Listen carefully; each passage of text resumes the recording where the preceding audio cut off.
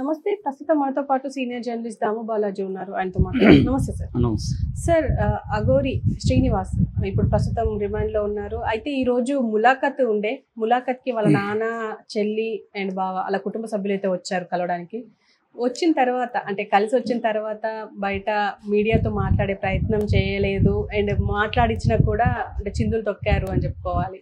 And ఇంకో పక్క అతనికి అంటే శ్రీనివాస్కి మొత్తం ఎక్స్టెండ్ చేశారు, మళ్ళీ బెయిల్ రాకుండా చేస్తున్నారు. అసలు ఇదంతా ఎట్లా చూడొచ్చు అంటారు సార్? కొద్దిగా అంటే మామూలుగా అఘోరి శ్రీనివాస్ మీద అనేక మిత్తులు ఉన్నాయి. అదేంటంటే అఘోరి శ్రీనివాసు i20 కారు వాడడం, తర్వాత ఐఫోన్ వాడడం, డీజిల్ ఎట్లా అంటే ఎక్కడ దేశం అంతా కారులోనే తిరుగుతాడు. మామూలుగా మనకు ఇక్కడ నుంచి బెంగళూరుకో లేకపోతే ఇంకో చోటుకి వెళ్ళి వస్తే డీజిల్ బిల్లు వాచిపోతుంది. ఇవన్నీ ఖర్చులు ఎక్కడి నుంచి వస్తున్నాయి, తర్వాత లగ్జరీగా ఖర్చులు పెట్టడం అవన్నీ జరుగుతుంది కదా అనేది ఒక మిత్ ఉంది. రెండవది ఏంటంటే అఘోరికి పొలిటికల్ సపోర్ట్ ఉందని ఒక మిత్ ఉంది. ఈ కారు కూడా తమిళనాడుకి సంబంధించిన ఒక బిజినెస్ మ్యాన్ అనేది కూడా వార్త వచ్చింది. ఆ బిజినెస్ మ్యాన్కి అఘోరికి మంచి సంబంధాలు ఉన్నాయనేది వార్త వచ్చింది. సో ఏబీలీ సపోర్ట్ లేకుండా అఘోరి ఈ స్థాయిలో ఎలా ఒక్కసారిగా రైజ్ అయ్యారు అన్న ఇది వచ్చింది. అయితే ఇప్పుడు అఘోరి అరెస్ట్ అయిపోయి ఏప్రిల్ 22న అరెస్ట్ అయ్యాడు. సో అరెస్ట్ అయ్యి ఇప్పుడు 10 రోజులు దాటిపోయింది. మళ్ళీ ఎక్స్టెండ్ అయ్యే అవకాశం కనిపిస్తుంది. 14 డేస్ లోపల బెయిల్ రావాలి మామూలుగా. కానీ ఇక్కడ కొన్ని ఆశ్చర్యకరమైన విషయాలు ఏంటంటే అఘోరి లాయర్ని పెట్టుకోవడానికి కూడా నాకు స్తోమత లేదని కోర్టులో అఘోరి శ్రీనివాస్ చెప్పేశాడు. సో నాకు అందువల్ల మామూలు కోర్టు ఏం చేస్తుందంటే లాయర్ ఎవరు లేనప్పుడు లీగల్ ఎయిడ్ కౌన్సిల్ అంటారు. లీగల్ ఎయిడ్ కౌన్సిల్ పర్మనెంట్గా అక్కడ ప్రతి కోర్టులో ఎవరో ఒకరు అడ్వకేట్ ఉంటారు. వాళ్ళు గవర్నమెంట్ నామినల్గా పే చేస్తుంది. సో వాళ్ళని రవి అనే ఒక అడ్వకేట్ని పెట్టింది. సో ఇప్పుడు రవి మాట్లాడేది చూస్తే ఇతను బెయిల్ కాదు కదా, 10 ఏళ్ళు జైలు శిక్ష పడుతుంది అంటున్నాడు రవి అని. ఆయన మామూలుగా డిఫెన్స్ అడ్వకేట్లు ఎప్పుడైనా కూడా బెయిల్ తీసుకురావడం మీద డే 1లో కృషి చేయాలి. తర్వాత అతనికి శిక్ష పడకుండా చూడడానికి ట్రై చేయాలి. నేరం చేశాడో లేదని అది డిఫెన్స్ అడ్వకేట్కి అనవసరం. డిఫెన్స్ అడ్వకేట్ పని డిఫెండ్ చేయడం, క్లయింట్ని అతను నేరం చేసినా చేయకపోయినా డిఫెండ్ చేయాలి. అది డిఫెన్స్ అడ్వకేట్ చేయాల్సిన పని. అది కోర్టు చెప్తుంది నేరం చేశాడో లేదని. డిఫెన్స్ అడ్వకేట్ ఎప్పుడు కూడా నేరం చేయలేదని నిరూపించడానికే డిఫెన్స్ అడ్వకేట్ ట్రై చేస్తాడు. సో కానీ ఇక్కడ ఇతను పెట్టుకున్నాడు కాదు కాబట్టి అతను మీడియాతో ఏం మాట్లాడుతున్నాడు, ఆ బెయిల్ కష్టమండి అంటున్నాడు, తర్వాత ఇతనికి శిక్ష పడుతుందని చెప్తున్నాడు. సో ఇతను చేసింది ఏంటి? చీటింగ్, బేసిక్గా చీటింగ్. అంటే ఆమె దగ్గర మహిళా ప్రొడ్యూసర్ దగ్గర 9,80,000 డబ్బులు తీసుకొని పూజ చేస్తానని చెప్పాడు. పూజ చేశాడు. అక్కడ ఏమీ చీటింగ్ లేదు. ఉజ్జయినికి గెస్ట్ హౌస్కి తీసుకెళ్ళాడు. ఈయన భర్త వీళ్ళంతా వెళ్ళారు, పూజలు చేశారు. అంతవరకు సైలెంట్గా ఉంటే కేసు లేదు. కానీ తర్వాత ఇంకా నేను పూజలు చేయాలి, డబ్బులు కావాలని చెప్తే డబ్బులు ఇంకా ఇవ్వము చాలు మాకు అని చెప్తే, లేదు మీరు ఇకపోతే నేను నెగిటివ్గా మీ మీద పూజలు చేస్తాను ఏదని బ్లాక్మెయిల్ చేయడం మొదలుపెట్టాడు అనేది కంప్లైంట్ చేశారు. లేదో మనకు తెలియదు. ఈమె కంప్లైంట్ ఇచ్చింది మొకిల్లా పోలీస్ స్టేషన్లో.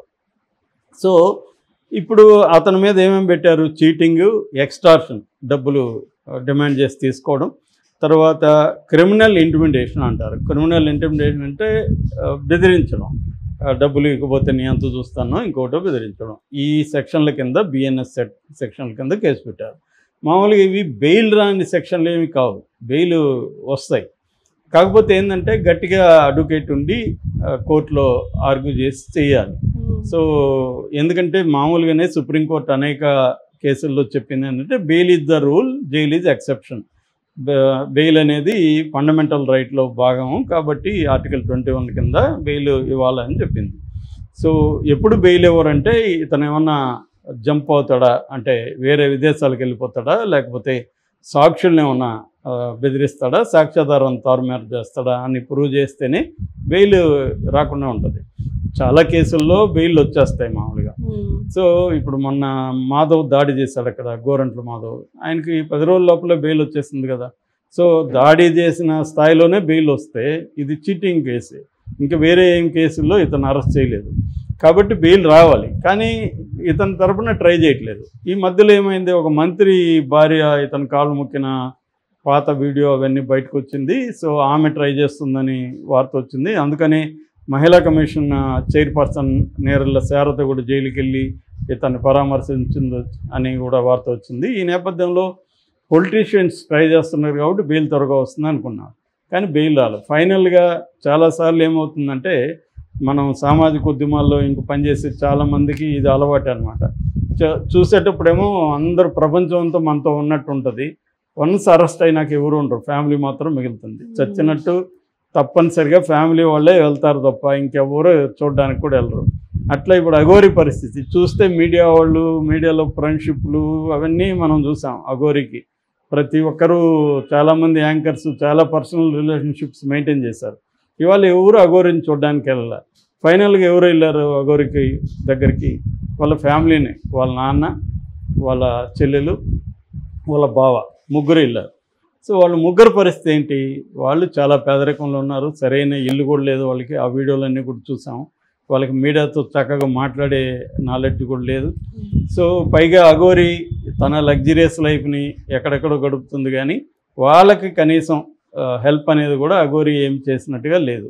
ఇప్పుడు వెళ్ళిపోయి ఆ తర్వాత హెల్ప్ లేదు. అంటే అఘోరి నుంచి హెల్ప్ లేకపోగా ఇప్పుడు కొత్త తలనొప్పులు వచ్చాయి వాళ్ళకి.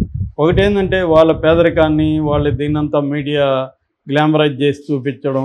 అఘోరి తల్లితో ఎలా ఉంది, మొన్నప్పుడు నేను ఒక వీడియో చూసా, అఘోరి తల్లి ఏం చెప్పిందో తెలుసా అని ఇట్లా టైటిల్ పెట్టి వాళ్ళ ఇల్లు చూపిస్తున్నాడు. ఆ ఇంట్లో ఆమె నిద్రపోతుంది. సో దాన్ని ఆమె వెనక నుంచి తీసి ఇల్లుని చూపించి ఇది చేశారు.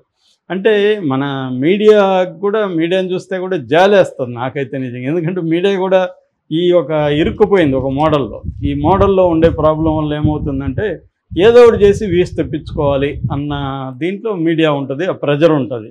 ఎందుకంటే సర్వైవల్ అనేది ఇవాళ మీడియాకి very very difficult unless political పార్టీల హెల్ప్ ఉంటే తప్ప ఈ మోడల్లో సర్వైవ్ కాలేం. ఎందుకంటే రెవెన్యూ మోడల్ అనేది ఇది సక్సెస్ఫుల్ రెవెన్యూ మోడల్ కాదు.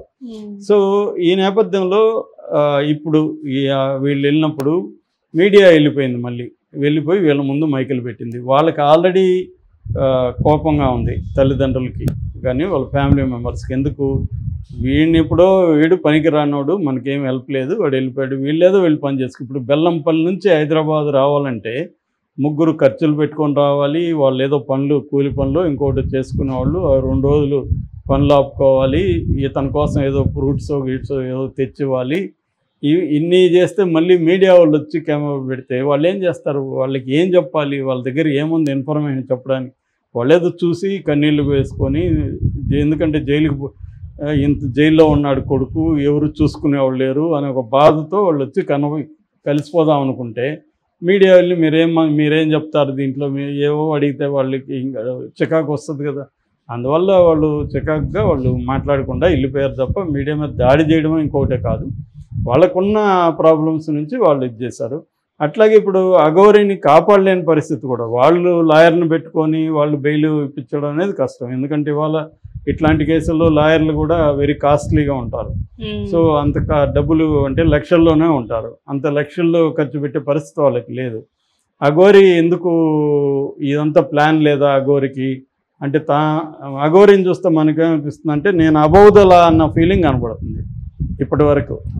సో నేను అది ఓపెన్గా కూడా ఒక ఎవరితోనూ యాంకర్తో ఆడియో కాల్లో కూడా బయటకు వచ్చింది. అంబేద్కర్ను కూడా రాజ్యాంగం అంబేద్కర్ రాశాడంటే అంబేద్కర్ను కూడా బండబూతులు తిట్టడం, నాకు రాజ్యాంగానికి సంబంధం లేదు, నేనే రాజ్యాంగం అన్నట్టు మాట్లాడడం, ఇవన్నీ అఘోరి చేసిన తప్పులు కావచ్చు, అహంకారపూరిత చర్యలు కావచ్చు. ఎందుకంటే అంబేద్కర్ని తిట్టడం వల్ల టోటల్గా దళిత్ సెక్షన్ నుంచే అఘోరికి సింపతి అనేది పోయింది.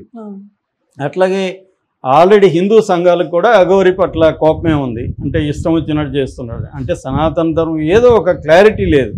సనాతన ధర్మం అంటే సనాతన ధర్మంతో మీద పోరాడాలి, లేదా మహిళల కోసం అంటే మహిళల కోసం పోరాడాలి, ఇవేవి లేదు. పైగా 2 పెళ్ళిళ్ళు చేసుకోవడం. అఘోరినే ట్రాన్స్జెండర్కి మళ్ళీ అమ్మాయిలతో పెళ్ళిళ్ళు ఎందుకు? సో అమ్మాయిలతో పెళ్ళిళ్ళు. రాధా మళ్ళీ శ్రీవర్షిని, మళ్ళీ రాధా కేసు పెట్టింది.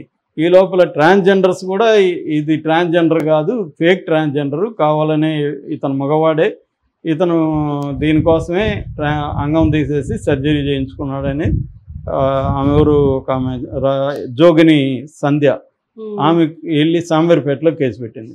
ఇటు అఘోరి వాళ్ళు అఖాడా ఉంటుంది. అఘోరీలు అంటే ఏమి, వాళ్ళకి కూడా ఆర్గనైజేషన్స్ ఉంటాయి. దాదాపు 14 సంఘాలతో కూడిన వాళ్ళకి ఫెడరేషన్ లాంటిది ఉంటుంది. అటువంటి అందులో ఒకటి అఖాడా అంటారు దాన్ని. అఘోరి అఖాడా కూడా ఇతను అఘోరి కాదని వాళ్ళు ఇచ్చారు. అంటే ఇతను అఘోరి కాదు, ట్రాన్స్జెండర్ కాదు, సో హిందూ ఇది కాదు, ఎవరికి కాకుండా అయిపోయాడు జైల్లో.